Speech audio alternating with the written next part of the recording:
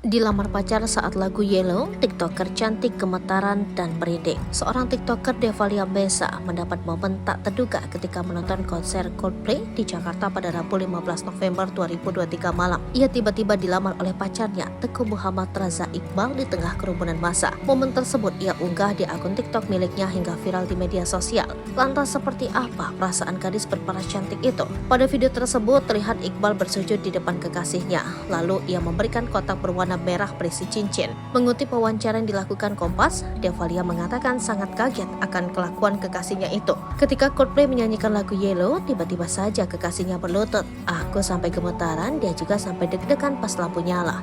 Semua handphone langsung ke kita, langsung jadi kaget, ujar Devalia. Devalia mengapresiasi usaha sang kekasih yang membelikannya tiket konser Coldplay setelah 7 tahun. Bahkan Iqbal sampai meminta izin berdiri dengan penonton konser Coldplay yang duduk di belakangnya untuk melamar kekasihnya. Devalia berharap setelah proses lamarannya ini, rencana mereka ke depan bisa terlaksana dengan baik.